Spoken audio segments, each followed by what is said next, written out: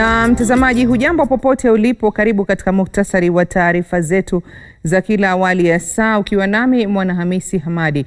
Na kufikia sasa tunaarifiwa kwamba idadi ya watu ulimwenguni walioambukizwa virusi vya korona imepita milioni 2. Kulingana na takwimu zilizopo, watu walioaga dunia kufikia alfajiri ya leo ni zaidi ya 128,000, huku waliougua ugonjwa huo na kupona wakifikia watu 400,084. Humu nchini Kenya, kufikia jana jioni, jumla ya watu 216 walithibitishwa kuugua ugonjwa huo katika kaunti zaidi ya 20. Watu waliofariki ni 9, huku watu 41 wakitibiwa na kupona virusi vya korona. Watu wengine 166 bado wako karantini wakiendelea kutibiwa. Maambukizi ya korona ulimwenguni ni milioni 2 kufikia sasa.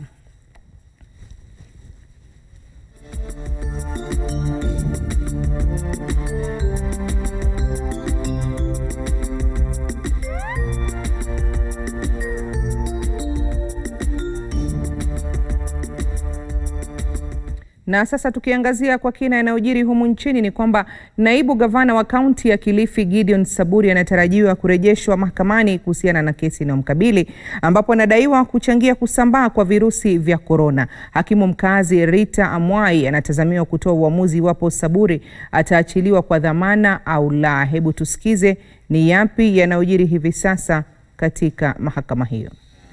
Kwale, actually, what brings me here is just to review the operations which we lodged to enforce the fight of the infection of COVID-19. We have 2 major operations.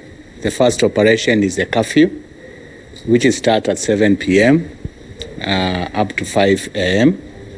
And during this time, all people are supposed to remain at home, apart from the essential services. Then we have the second operations, that's the cessation of movement, which we started on Thursday last week before the Easter. And this one is cessation of movement from Kilifi. All the people in Kilifi are supposed to remain in Kilifi. Mombasa, all the people in Mombasa are supposed to remain in Mombasa. And Kwale, all the people are also supposed to remain in Kwale. In this regard, we are not interfering with the flow of cargo, particularly the essential services, and personnel who are supposed to provide also essential services. So far, I want to report from this region. I'm very happy, and I want to thank the people from Coast for cooperating with the National Police Service in the enforcement of these directives. I know there have been challenges when we started to control the movements in the ferry, but the briefing which I've been receiving and which I've been following very closely, there has been a very big improvement, and people are cooperating with the enforcement officers in terms of keeping the social distance of 1 meter, mask, and also washing hands. To my side, I want to encourage the members of public to cooperate with the officers from the National Police Service, because as much as the police are enforcing this directive, this is more important to the members of public, even to the police themselves, in terms of ensuring that we are going to attain a flat curve within a short period. As you have been getting the briefing from the MOH, CS Mutai Kagwe, the reports of more confirmed cases, they have been reported increasingly, but over the Easter, we have started seeing less reports of confirmed cases. This is attributed to the cooperation of the members of public And this is not a guarantee unless we cooperate and we have that discipline to keep distance, keep ourselves away from big gatherings. That's the only way we are going to effect the curve flattening or the curve dropping down in terms of the spread of the infections. We are here to ensure that the people from the coast, since the president announced the cessation of movement, it affected Nairobi. We have been working closely with the Nairobi security teams, which now we are working as a multi-agency. The police is not enforcing this directive alone. We are working as a multi-agency. The multi-agency is composed of the members of the National Police Service, National Government Administrative Officers, NGAO, and members from Ministry of Health. The same applies to Nairobi and also in this region. We interacted with the teams of the Easter, and we have seen a lot of improvement in enforcing this directive from Nairobi. So it was a good opportunity after the Easter. Since I worked with the groups in Nairobi very closely, I decided to come also to Coast and also join the officers in the roadblocks, where I will also be able to guide where maybe there are no uniformity. So during the day, I will be able to visit a number of the roadblocks, talk to the officers, get briefings, and where there are some areas which are not clear, I will be able to give guidance. So I'm here for work.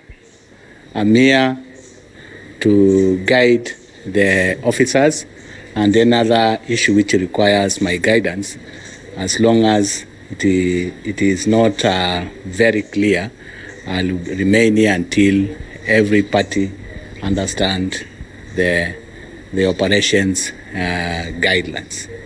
And with those few remarks, since the day is also growing old, we don't want to take too much time here. I will be visiting Guru na kazi. Na mtazamaji, ni Inspekta Jenerali huyo Hilary Mutyambai akitangaza mikakati ambayo imewekwa katika eneo la Pwani katika harakati za kudhibiti kusambaa kwa virusi vya korona kwenye eneo hilo. Tukiendelea kukupasha mengine ni kwamba huku hofu kuhusu kusambaa kwa virusi vya korona ikiendelea, haswa katika kaunti tofauti, wakazi wa kaunti ya Kericho wamechukua hatua kujihimiza kuvaa maski kila wanapokwenda. Mwanahabari wetu Martin Kosgei tutaungana naye muda usiokuwa mrefu ili atupashe zaidi kuhusiana na yale ambayo yanafanyika katika kaunti hiyo. Kama unavyomuona hapo, Martin Kosgei kwa sasa yuko tayari. Martin, pengine utueleze wananchi kwa hivi sasa, mbali na kuvaa maski, ni yapi ambayo wanayazingatia kwa sana katika vita dhidi ya ugonjwa wa COVID-19? Naam, asante sana Mwanahamisi. Kwa sasa ni kwamba shughuli inaonekana kuanza kurejea hapa mjini Kericho, kwani tangia kutangazwa kwa ugonjwa wa virusi vya korona, wakazi wengi waliamua kukaa nyumbani, lakini kuanzia siku ya leo nimeona wakazi wanaendelea kuongezana hapa mjini, huku sheria mpya ikianza kuletwa kwamba kila Mkenya anafaa kuvaa maski. Hapa katika kaunti ya Kericho ni kwamba kwa baadhi ambao tumeweza kutangamana nao, wengi ambao hawajavaa maski wananiambia kwamba wako nao kwa mfuko, na huenda ikitakikana labda wakatoa. Na ukitazama ni asilimia 40 hivi hapa mjini Kericho. Wengi hawana maski, wengi wanatembea aswa bila maski, na pamoja na zile vifaa zinaofahamika kama sanitizers wengi hawana kwa sasa, kwani wanaona kwamba shughuli ya kuosha mkono ni kama ilikamilika, na hivyo basi ratiba mpya hapa ni kuvaa maski. Na hivyo basi unatazama wengi hawana maski, wengi hawana zile vifaa ambazo zilikuwa zinatakikana kama sanitizers. Ni ngumu sana kuwapata ambao wako nao, na hapa mjini Kericho niyo hali ilivyo. Ukitazama unaweza kuhesabu wale ambao wamevaa maski, lakini nimeona kuna vijana pia ambao tayari washajitokeza na kuanza biashara ya kuuza maski kwa bei nafuu. Nimeona baadhi ya vijana leo asubuhi wamejitolea na hizi maski. Sijui kama ni maski ambazo zinatakikana au la. Kwa majina unaitwa nani? Kwa majina anaitwa Samuri Kemani. Hizi maski ni zile ambapo zinahitajika hizi. Maana kile maski iko na quality 3 ndani. Hizi ndio watu wanataka. Na mimi naomba watu Kericho wajizuie na hizi zile maski. Mbali zile maski ziko na zile sanitizer unapiga namna ile. Asante. Naam, unauza moja shilingi ngapi hasa? Moja tunauza kwa shilingi 50. Naam, mingi ambao zinauzwa hapa leo ni shilingi 50. Sijui wakazi wa Kericho wanasemaje kutokana na hatua nzima ya kuvaa maski hapa mjini Kericho. Kwa majina unaitwa nani? Unafanya biashara gani? Alafu naona kwamba watu wameanza kuongezeka hapa mjini Kericho siku ya leo. Hasa ni kwa nini hasa? Kwa majina anaitwa Isaac. Kwa majina anaitwa Isaac. Hii mambo ya maski sasa unajua imekuja tofauti. Hatujui gani ni original, hatujui gani ni fake. Mwanzo ningependa kushukuru Citizen TV kwa kutufikia hapa chini ili waangalie vile tunakaa. Ya pili ni serikali. Serikali inasema kuna mask fake na kuna mask original. Serikali yenyewe haijatuletea hiyo original, tujue original ni gani na fake ni gani. Sasa sisi tumechanganyikiwa, tunaangalia mask na mask yenyewe unaweza vaa hata siku 5, siku 10 kwa sababu hii pesa yenye unanunua nao mask ndio hakuna. Hii pesa ya kununua mask utanunua mboga ama utanunua unga ama utanunua mask. So inabidi tunafua hizi mask, tunarudia tena kwa sababu hakuna pesa ya kununua mask wala hakuna pesa ya kusema utanunua chakula. Tatu, ningesema ni pongezi kwa serikali kwa sababu serikali yenyewe imejizatiti kupigana na hiyo ugonjwa ya corona.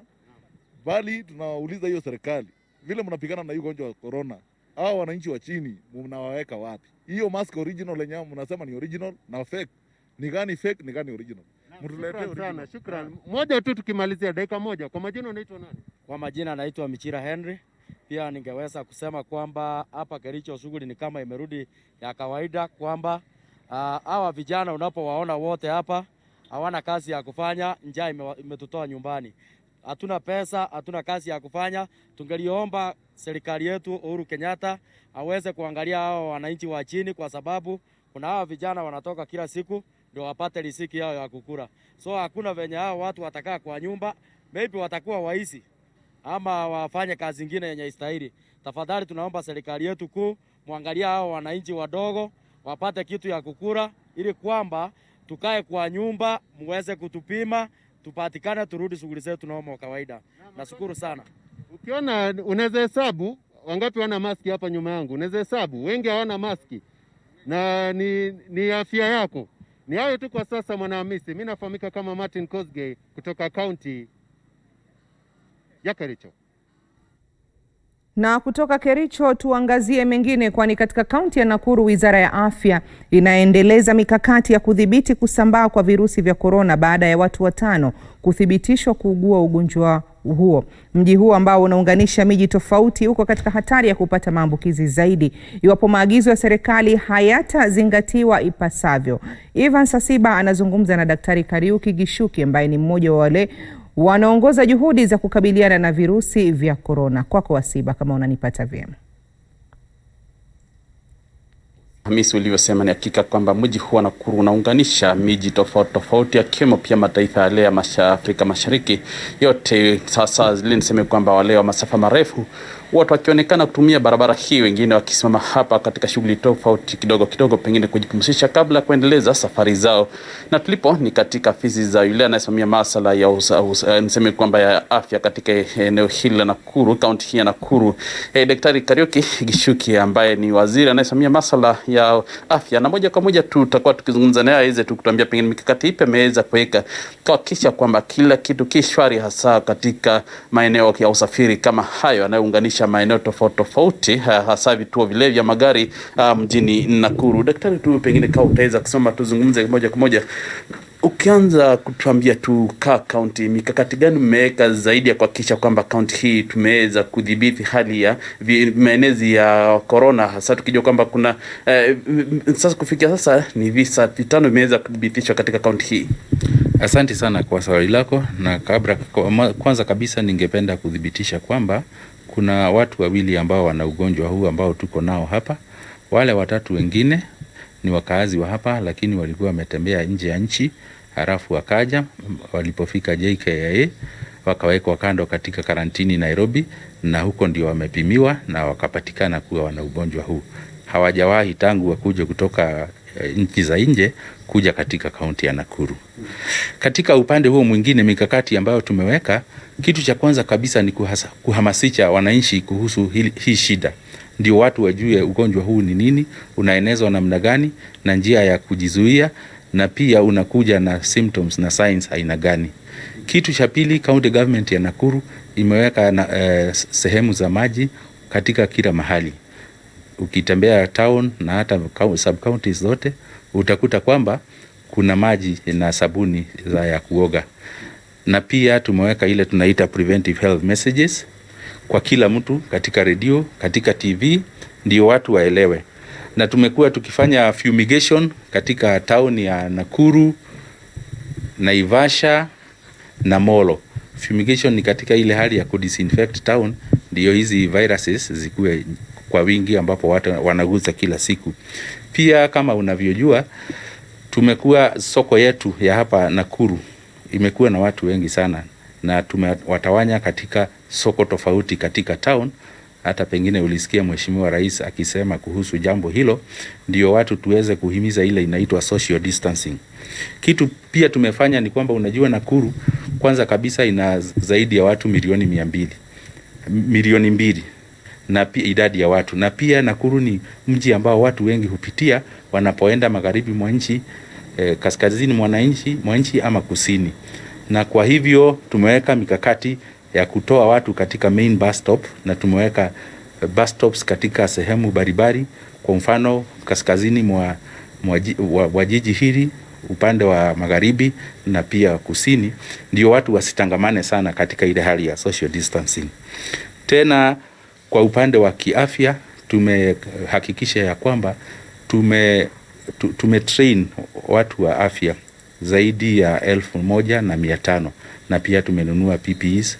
Ukienda katika zahanati zetu utakuta hizo, na mikakati mizuri sana ya referral, hivi kwamba ukiwa na shida yote, kama pengine umepimwa Naivasha na uko na shida, tunaweza kukuleta kwa isolation na treatment center ambayo iko Naivasha na pia iko Nakuru.